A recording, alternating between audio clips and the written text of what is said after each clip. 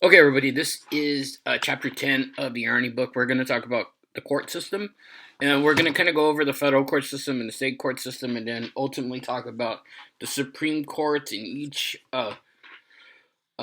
state and as a whole here in the U.S. So, one important thing to remember is that the Supreme Court of the United States gave themselves the power of judicial review through a case called Marbury versus Madison. And that's an important case to understand because effectively what the Supreme Court did was they give themselves the power to determine whether or not a law is constitutional or not. So we got to understand that Marbury versus Madison gave the Supreme Court the ability to do what's called judicial review, or simply be able to determine whether or not a law is constitutional or not. So the Constitution is obviously the supreme law of the land. The U.S. and state laws must be congruent with it.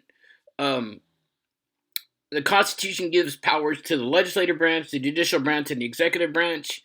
Any powers that are listed in the Constitution cannot be done by another government here in the U.S. State laws can have their own separate type of established codes, but they cannot infringe on enumerated powers or, in a sense, anything that might be considered to be unconstitutional. All right. So we look at state laws. We have judicial nationalism, and Martin versus Hunter's Lessee gave the court the power to review decisions by state courts. So remember, Marbury gave them the power to determine whether or not a federal law is constitutional. Now, Martin versus Hunter Lease gave them the power to determine whether or not a state law is constitutional.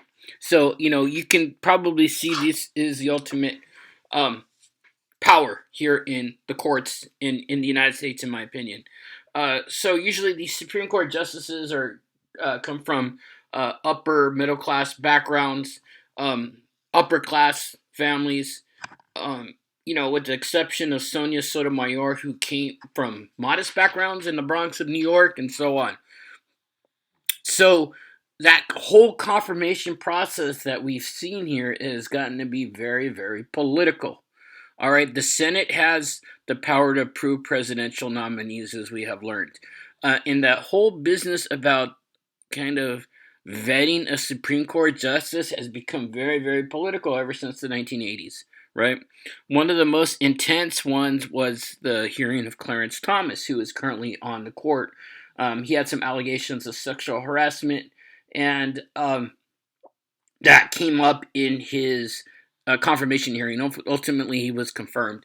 And then we saw what happened with Kavanaugh and the whole drama and some of the background with that. Here's the current court. The people in red were nominated by Republicans. John Roberts is your Chief Justice. And the ones in blue were nominated by Democratic presidents. So we see George W. Bush nominated John Roberts. Sam Alito, his father, nominated Clarence Thomas. Gorsuch and Kavanaugh were nominated by Trump. And as we can see, Barack Obama had two nominees in Kagan and Sotomayor, and Clinton had two in Breyer and Ginsburg.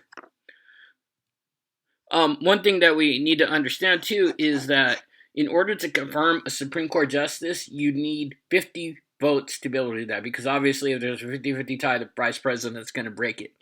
So you need 50 votes. Prior to the nomination and the confirmation of Neil Gorsuch to the court, you actually needed 60 votes. There's nothing in the Constitution or any type of official governing document that says that you need 60 votes. So what the Republicans did in the Senate during that time, knowing that they wouldn't get the 60 votes, they implemented something called the nuclear option, which gave the power to the courts to the Senate to nominate and confirm somebody with only 50 votes. All right, so remember the nuclear option. We also have two distinct court systems, right? We have the federal court system, which is consisted of district courts, court of appeals, and ultimately the U.S. Supreme Court. These cases out of these courts are prosecuted by the Department of Justice, right? And the Department of Justice handles criminal cases within the federal court system. They also hear civil cases, and we'll see some kind of examples of that. But generally, we have about 300 cases in a year at the federal court system. The next level up is the Circuit Court of Appeals.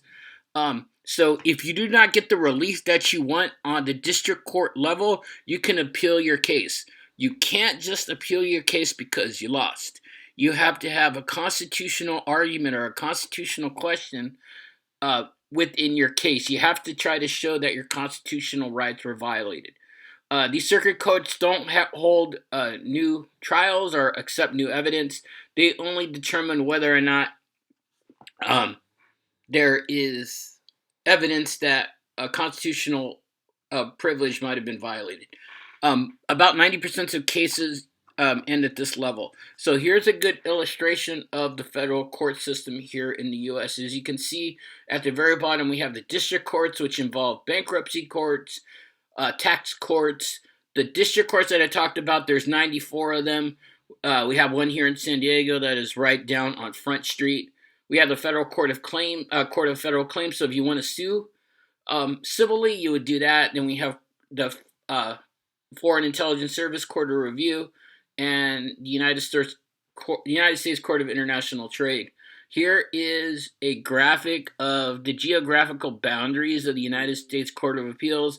As you notice, we have we here in California are part of the Ninth Circuit, and as you can see throughout the country, there's different circuits attached to different geographical areas.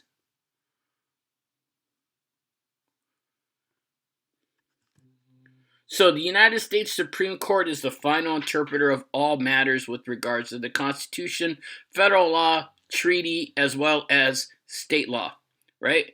It determines for itself whether or not to accept a case. And this is very important because what we can understand is that the United States Supreme Court has what's called discretionary review, meaning that they can determine what cases they want to hear. Right? So that's the important thing. They really do not have to hear every case that is appealed to them. They just have to hear the cases that they want to hear. It's called discretionary review, and we'll talk a little bit more about that. So if we look at the jurisdiction of court, and when we use the word jurisdiction, we're going to kind of use it interchangeably with the word responsibility. So federal court's responsibility or jurisdiction extends to the following. Cases that involve the Constitution, things that involve ambassadors, public ministers, or councils, maritime law, right? A case where the U.S. government is a party, a disagreement between two or more states, a disagreement between a state citizen and of another state and a state, between citizens of different states, and between a state or a citizen of a foreign government or citizen of another state. So, for example, if I want to sue the state of Arizona, since I'm a citizen of the state of California, I would have to sue in federal court if I wanted to sue the state of Arizona. So we have state courts, which we'll follow up with in a little bit. When we talk about the differences between federal court and state court, federal judges and state judges, federal judges are appointed and they are on the bench for life. So it's not really that much of a political position. Now, California judges are a little bit different. They are they are nominated by the governor, and then they have to run for re-election. So it can be very much a political position as well. Now, if we have appeals that go through the California court system, whether it's a state law, criminal, civil, it goes through the court system here in California, and ultimately, if it gets up to the state Supreme Court and the person doesn't get relief, they can directly appeal it to the U.S. Supreme Court without having to go through federal court. So state and local courts hear the great bulk of legal cases. When we talk about crimes and criminal actions, federal crimes are generally center on the offenses that were committed against the U.S., were committed against U.S. government officials or employees while on duty. A good example of that is the Oklahoma City bombing in 1995. Timothy McVeigh, who committed the bombing, blew up the federal building in Oklahoma City. That was a crime against the U.S., and since government employees were killed, He was also charged with that through the federal system. Now, if you commit a crime that crosses state lines, that is another example of a federal case. So if I'm trying to maybe transport drugs from California to Arizona, that's a federal crime. If I'm trying to cross people from Mexico to the United States, that's a federal crime. Interfering with interstate commerce. So if I rob a Best Buy truck on the freeway, kind of like the old Fast and the Furious, that was federal crimes, and also crimes that occur on federal territories or the overseas, the seas. So, like we said, federal court judges hold their seats until they resign, die, or remove from office. This includes district court judges, appellate judges, and Supreme Court justices. And this is a key because this is not a political position then. So, if they upset us, there's really nothing we can do. So there is kind of a school of thought between how justices at the Supreme Court level should act. Should they participate in judicial activism or should they participate in judicial restraint? Should a court go looking for cases to rule on? That's a good question. I mean, that's a question that we all tend to ask. Or should they act with restraint? Should they wait for cases to come to them? So if we look at the rules of restraint, the court won't officially advise the president or Congress on constitutional questions. Now, if Neil Gorsuch is at a party and Donald Trump comes up and asks him, "What do you think about this case?" I don't really see a problem with him giving his opinion on it, but he can't formally advise Donald Trump on issues. I mean, I don't think there's anything wrong with picking somebody's brain, but if I might not. There might be rules against that, but not that I'm aware of. I'm just, kind of throwing that out there. They don't decide hypothetical cases. So if we have an illegal immigrant that comes from a foreign planet named Krypton and they are powered by our yellow sun, are we going to deport them? Obviously, we can't decide hypothetical questions about Superman, right? Won't formulate a rule broader than what's required, and won't pass upon a question if some other grounds exist upon which it may be disposed of. And we're going to talk about something called stare decisis in a couple of minutes, right? So, in order to get to the court, all remedies in lower court must have been exhausted before the Supreme Court accepts review. There will be instances, and remember we saw it when we saw the Bush versus Gore Supreme Court case. There's instances where the Supreme Court can fast-track things, but generally they'll wait and let it go through the avenues of appeal before they will take a case on. Now, I mentioned something called stare decisis, and that's basically precedent.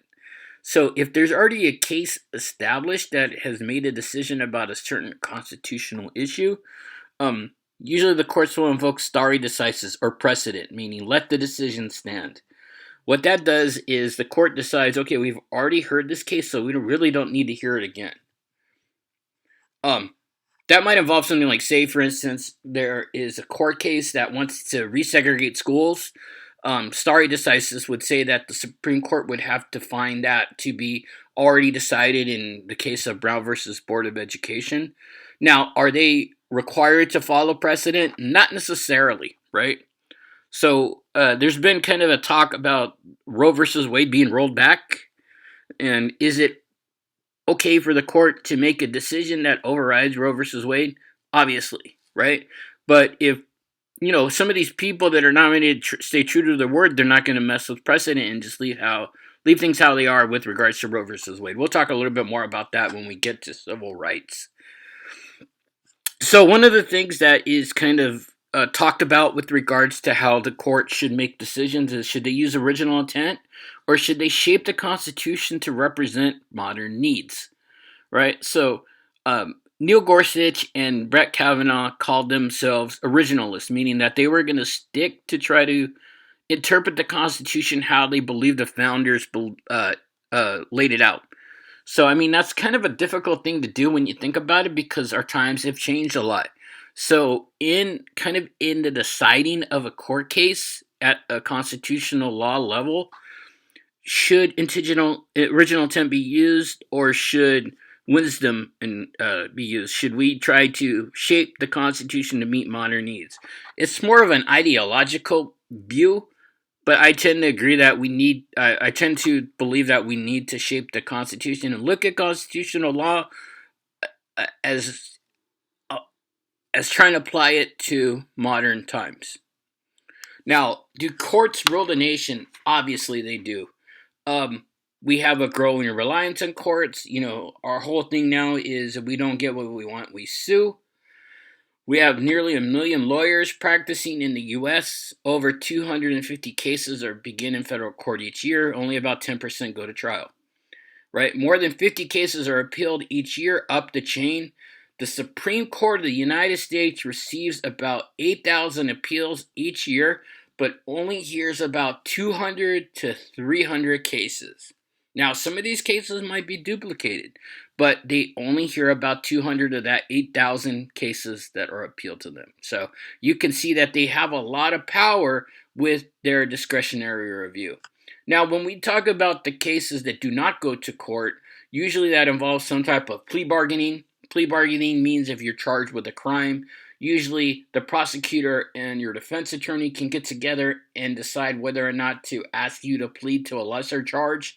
This helps congestion in the court, but this also kind of, scares people into pleading guilty to something they might not have done in order to escape a more serious sentence. Remember that gentleman that we saw that shot the warning shot in Florida and got 20 years for that? He was offered a plea bargain that he didn't take, and look what happened. So,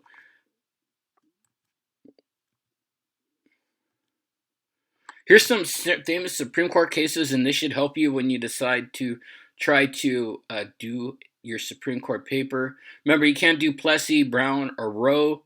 We'll talk a little bit more about these when we talk about civil rights. So, in the Supreme Court of the United States, they're the final interpreter of all matters, right? And they have that discretionary review where they can decide whether or not to accept an appeal and consider a case. If 4 of the 9 justices decide to accept a case, then the issue is called a writ of certiorari. And that's a writ of a higher court to a lower court to send all the documents in a case to it so the higher court can review the lower court's decision. Remember, you need 4 out of the 9 justices, and they usually meet from October through June. Now, if you are fortunate enough to get your case reviewed by the Supreme Court and you're the one that appeals it, you're called a petitioner, or you're the petitioner in this case. So what the petitioner has to do is they have to write a brief or, kind of a summary of the case that doesn't exceed 50 pages, putting forth their legal reasoning on what issue the court should review. The person on the opposite side is the respondent, and they have to do a 50-page brief.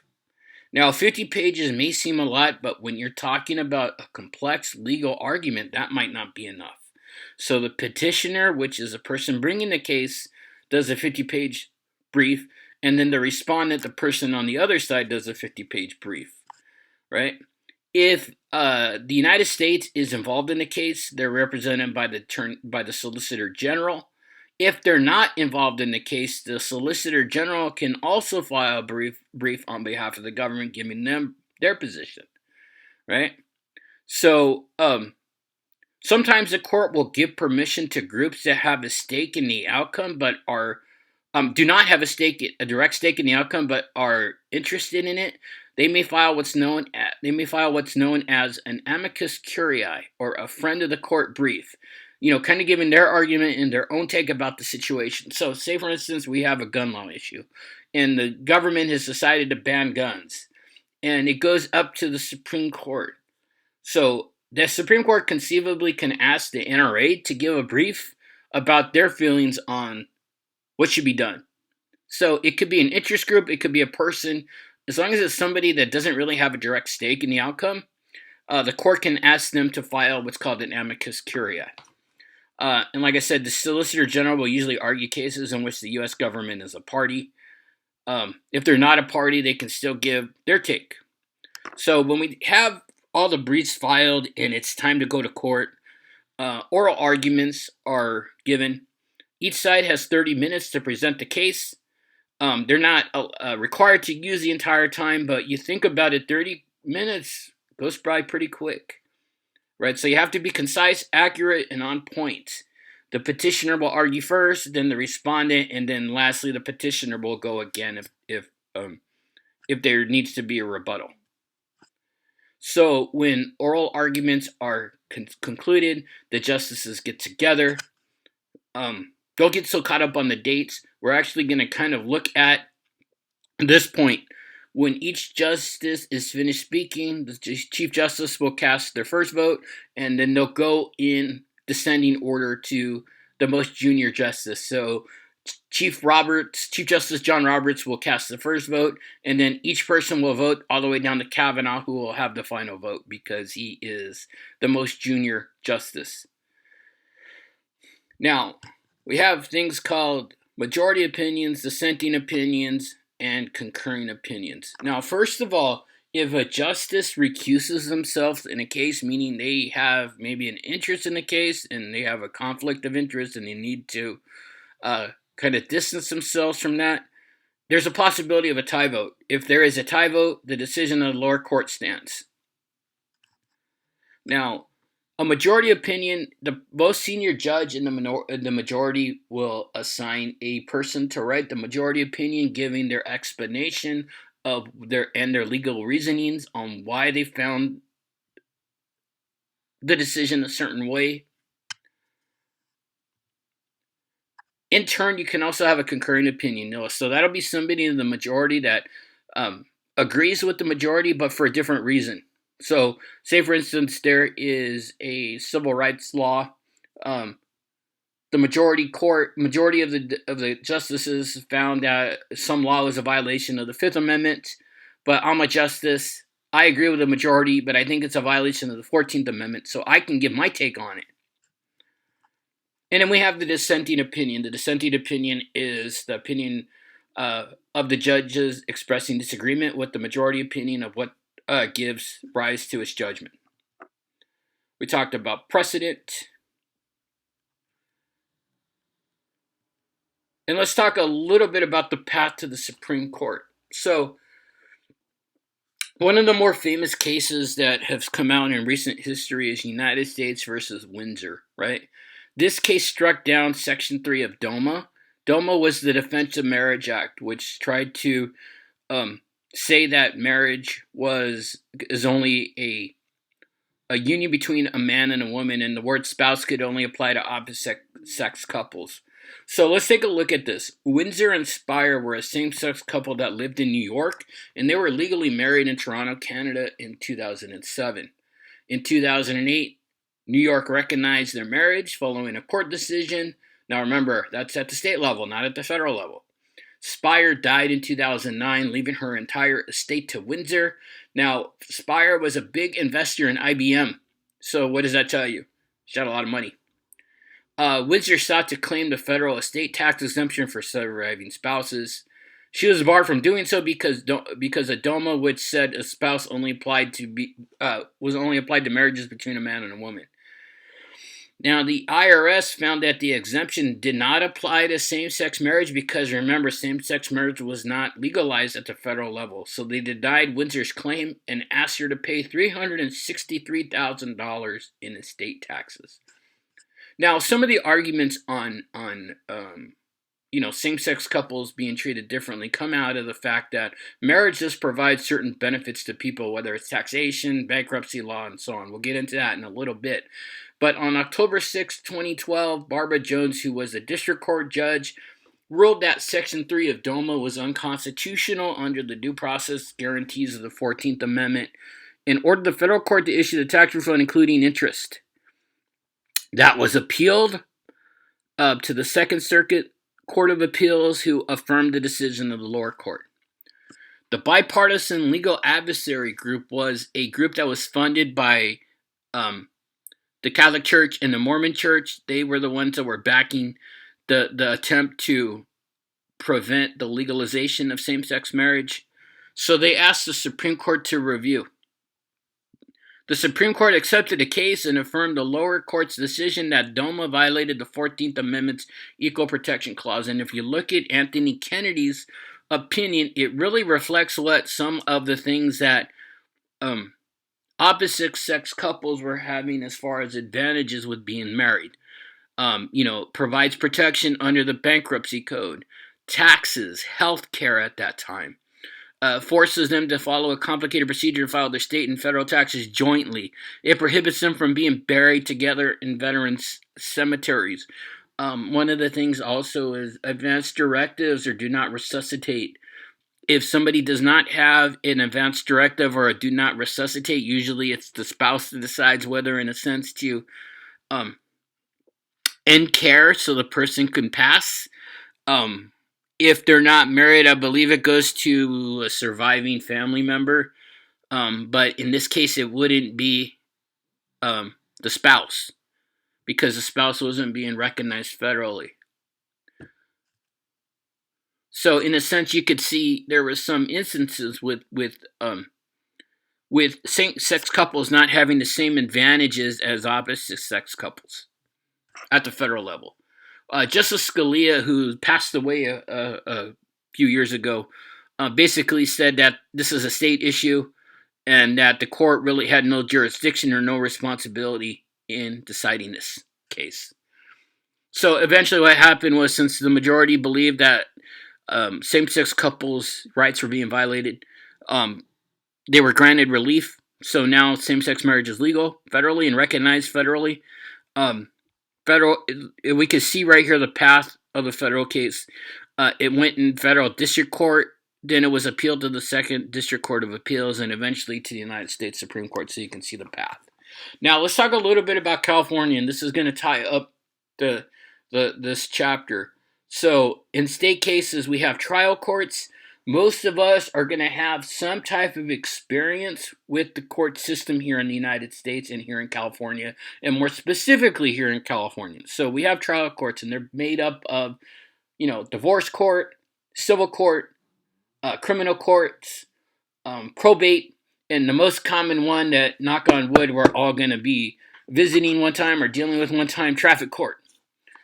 The next level up is the California Court of Appeals. California is divided up into different sections that handle appeals. Then we have the California Supreme Court, right? Now, if the California Supreme Court makes a decision that is not favorable to a party, they can directly appeal it to the U.S. Supreme Court. They don't have to start over again in federal court. So if you look at these links, these are examples of the federal court. Superior Court judges are subject to voter approval. So judges are appointed by the governor, and they have term limits, and at some point they must face an election if they want to keep their seats. Judges at this level are 6-year terms, and appellate court judges are on for 12 years. So we see the trial courts, criminal courts, judge or jury, civil cases, judge or jury. So if you want to sue somebody, you have the right to do so in civil case. If the claim is under $10,000, so if you're suing somebody for under $10,000, you can obviously go to small claims court. This is like the Judge Judy people's court type thing, where you go and the defendant goes and you give your side of the story, and whoever the judge thinks is right will give the final review and give the award or give the decision. So talk about the Court of Appeals here. And finally, let's talk a little bit about the California Supreme Court. We have 1 Chief Justice and 6 Associate Justices, about 7,900 filings with 85 written opinions. So again, they also have judicial review and discretionary review. All right? So that's all I got for the court system. Check back. We'll look at the following weeks coming up in a few days. All right, so have a good one.